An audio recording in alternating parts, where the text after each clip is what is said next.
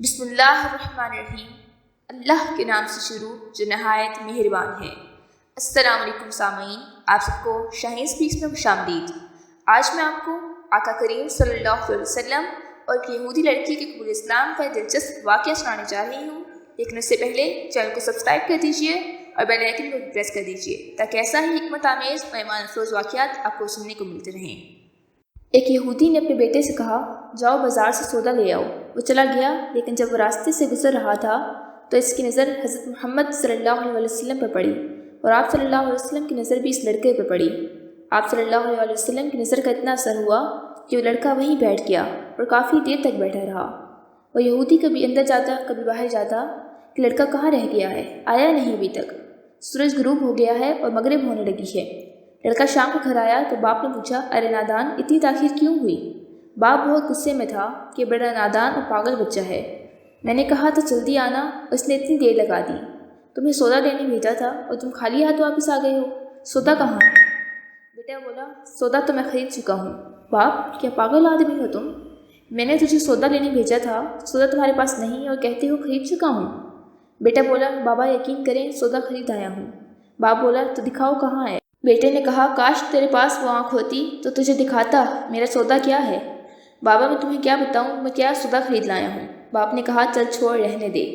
وہ لڑکا روزانہ نبی رحمت صلی اللہ علیہ وسلم کی خدمت میں بیٹھنے لگا۔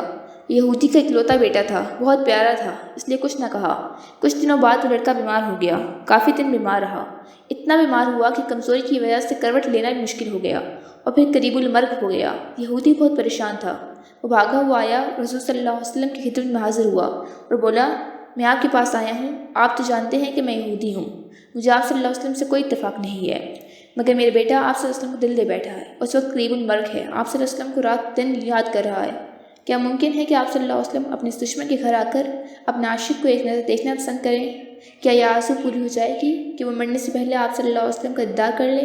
وہ کسی اور چیز کی آرزو نہیں کر رہا۔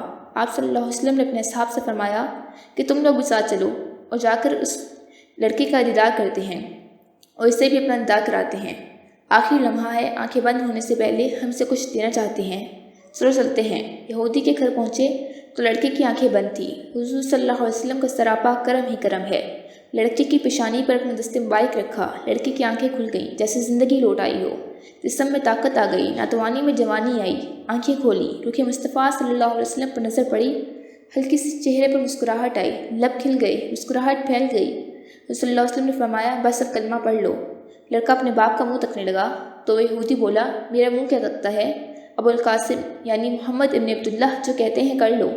لڑکا بولا، یا رسول اللہ، میرے پاس تو کچھ بھی نہیں۔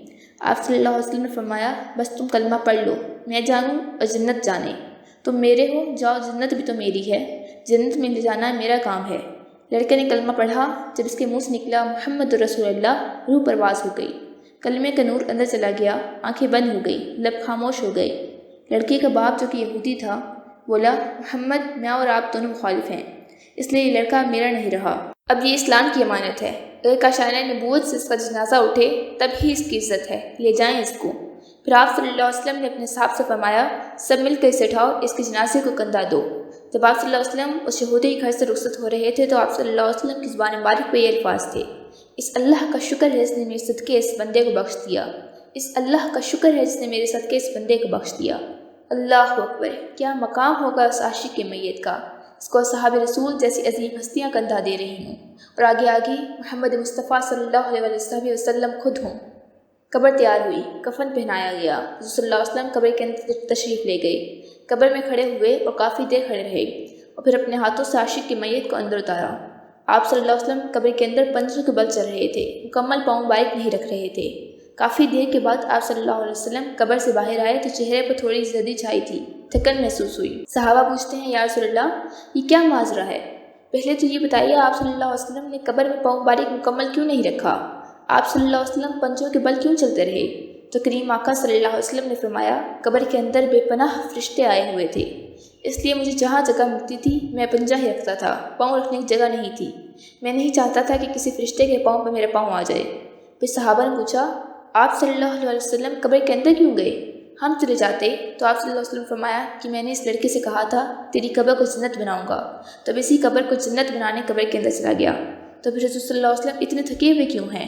فرمایا تھکا اس لیے ہوں کہ فرشتے اور حوریں اس عاشق کے دیدار کے لیے آ رہے تھے، میرے وجود سے لگ لگ کر گزر رہے تھے، ان کی وجہ سے تھک گیا ہوں۔ سبحان اللہ، کیا عظیم شان ہے اس لڑکے کی۔